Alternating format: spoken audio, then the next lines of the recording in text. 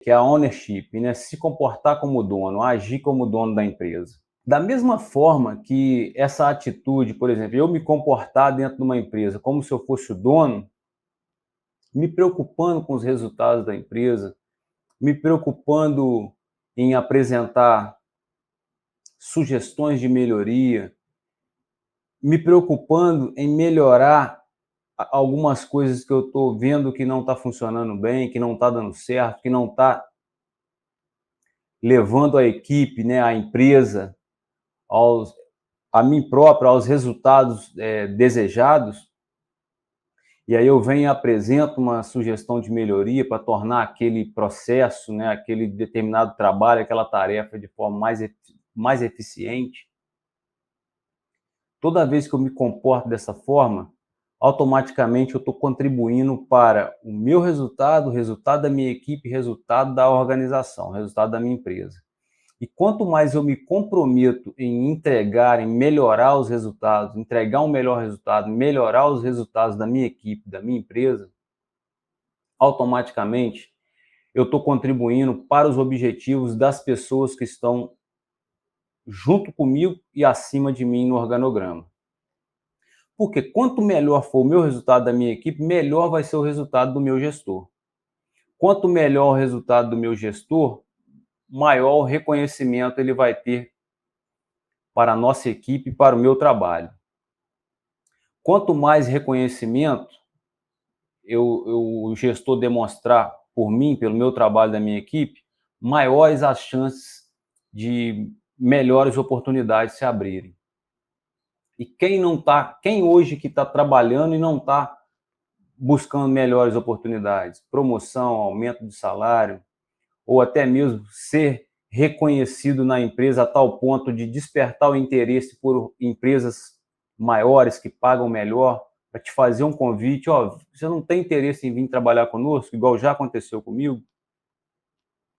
Essas coisas, pessoal, realmente são benefícios que a gente consegue medir na prática diariamente isso acontecendo. Não são coisas assim que muito abstratas. Ah, a gente faz, isso não leva a nada, só consegue oportunidade aqueles que são os queridinhos aí do chefe, que aqueles que são os puxa-sacos, as coisas assim. Existe uma diferença muito grande entre se comportar como o dono da empresa e se comportar como puxa-saco. São duas coisas completamente distintas, não tem nada a ver. O puxa-saco é aquele profissional, né, aquela pessoa que está ali fazendo comentários, tendo determinados tipos de comportamento que não levam, que não tem e não estão nada alinhados com os objetivos da empresa. Ele faz comentários, ele tem atitudes, comportamentos para se autopromover, para chamar atenção, se autopromover, mostrar para o chefe que ele é de confiança do chefe, que ele está ali para ficar vigiando as pessoas no lugar do chefe, mas no fundo, ele não entrega resultado mesmo concreto nenhum para a equipe, para o gestor, para a empresa, em busca daquele objetivo estratégico da organização, da empresa, da equipe. Ele simplesmente fica ali se comportando como uma pessoa que faz de conta que é o que está ajudando, o chefe a vigiar, que está querendo facilitar as coisas para a vida do chefe dele ali, mas no fundo, até o próprio gestor, o próprio supervisor, o gerente, o próprio superior direto dele ali, sabe que no fundo, essas atitudes, essas ações dele não está levando, não está agregando valor nenhum, não está facilitando em nada a empresa e a organização a chegar aos objetivos estratégicos, aos resultados desejados. Isso não tem nada a ver com a ownership. A ownership é se comportar da seguinte forma: identificou pontos de melhoria, coisas que podem ser melhoradas dentro do seu setor de trabalho, dentro das atividades que você realiza ali no dia a dia, que a sua equipe realiza, identificou tais pontos de melhoria, vai lá e apresenta para o seu gestor. Olha, eu acho que isso aqui pode ser feito de uma forma diferente que, de repente, vai melhorar o nosso resultado, vai facilitar o nosso resultado, o resultado da equipe de alguma forma. Ou então, outro ponto, eliminar desperdício.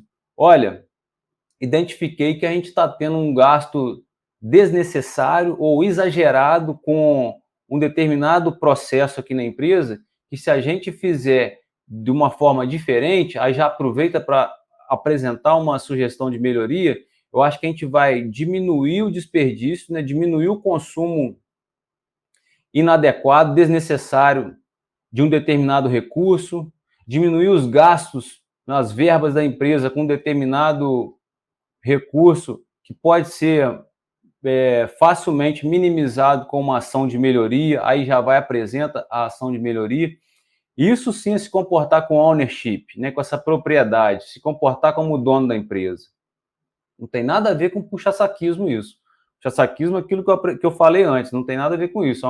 Puxa-saquismo é a pessoa, né, começar a se comportar, ter comportamentos em que ela começa a vigiar colegas de trabalho, apontar defeitos e julgar o trabalho de outras pessoas, fingir que está representando o chefe, que está vendo coisas ali, facilitando a fiscalização do chefe.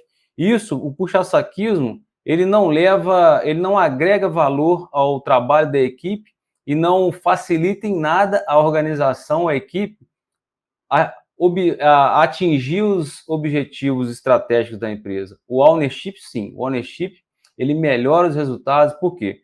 Você começa a apontar sugestões de melhoria, você começa a apontar meios de se fazer, de se executar determinada tarefa, realizar um determinado processo de forma mais eficiente, diminuindo os custos, né, o tempo para fazer uma determinada tarefa, poupando recursos, eliminando desperdícios, né, melhorando a eficiência do trabalho da equipe ou apresentando sugestões que vai tornar o trabalho mais seguro, né, mais organizado, melhorando a organização do seu setor, melhorando o ambiente de trabalho, fazendo sugestões de conteúdos, de cursos, né, de determinado assunto para facilitar o trabalho de um determinado colega. Isso sim é se comportar com ownership. Vou dar um exemplo. Essa semana mesmo, no meu setor de trabalho, tem uma colega de trabalho que ela estava com um pouco de dificuldade para a tradução de um documento técnico, de português para inglês. E ela comentou comigo, falou, Pablo, tem determinados termos aqui nesse relatório que são muito específicos para essa atividade que a equipe técnica subiu na plataforma para realizar. Tem alguns termos aqui que são bem novos para mim, que eu não sei a tradução. E quando eu começo a pensar na tradução literária da coisa, acaba que fica um pouco sem sentido, ou seja, se tornam termos desconhecidos para quem for ler aquele relatório, uma pessoa que for ler aquele relatório em inglês, vai perceber que esse termo que eu estou colocando aqui não é o mais adequado, não está correto.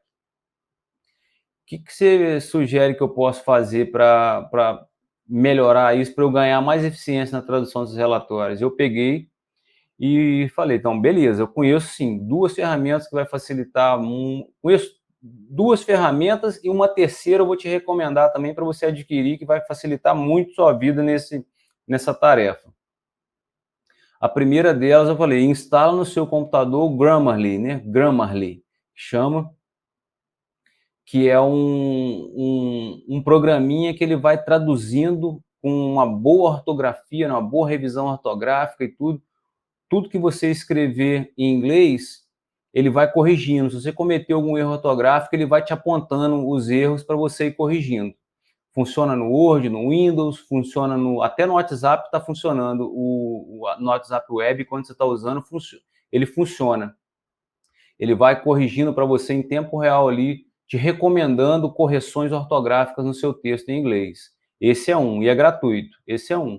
Aí eu falei, ó, você pode usar também o site do Lingui, lingui.com, que ele vai te ajudar, por exemplo, quando você quiser entender sobre algumas palavras dentro de um determinado contexto em inglês, você digita a frase que você quer digitar em inglês, cola lá no Lingui, no campo lá de pesquisa, no site Lingui, que ele vai te mostrar vários exemplos de textos que utilizaram aquela expressão que você colocou lá na pesquisa. Aí você olha quais dos resultados lá da sua pesquisa que o site te entregou ali e ver quais daqueles ali tem um contexto mais parecido, mais familiar com aquilo que você está escrevendo, com aquele contexto, com o seu contexto lá, e pega os termos lá e utiliza como base, né, para você enriquecer ali o seu vocabulário, né, a sua abordagem no seu texto em inglês lá.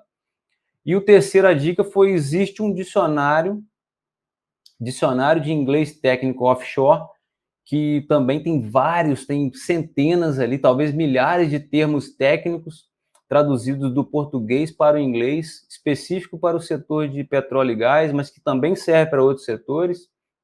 Então, assim, foram 3 dicas que essa minha colega ficou muito agradecida, falou: "Poxa, pá, muito obrigado, você não sabe como que você vai facilitar o meu trabalho com essas dicas que você trouxe". E aí já passamos para um terceiro colega que também ficou sabendo, falou: "Nossa, que legal, cara". Então, assim, você viu como que o fato de eu me preocupar em ajudar um colega aqui, isso é ownership, é eu me preocupar como dono, porque se eu fosse o dono da empresa, e com certeza o dono da empresa ele se preocupa com isso, quanto mais ele facilitar o trabalho dos seus colaboradores, ele melhor para ele. Eu também penso dessa forma: quanto mais eu puder ajudar os colegas de trabalho, as pessoas que estão comigo no dia a dia ali, eu vou estar ajudando a equipe, vou estar ajudando a minha organização, e quanto mais eu ajudo a minha organização, eu tenho meu trabalho reconhecido por isso. Quanto mais eu tenho meu trabalho reconhecido, mais valorizado eu sou como profissional. Quanto mais valorizado como profissional eu sou, maiores as chances de eu receber oportunidades, seja na empresa onde eu estou, ou seja, convites para ir trabalhar em outras empresas em até melhores oportunidades. Por quê? Porque o sucesso, esse destaque, ele deixa pistas, sabe? E a fama, a sua imagem profissional, ela acaba te acompanhando para onde quer que você vá.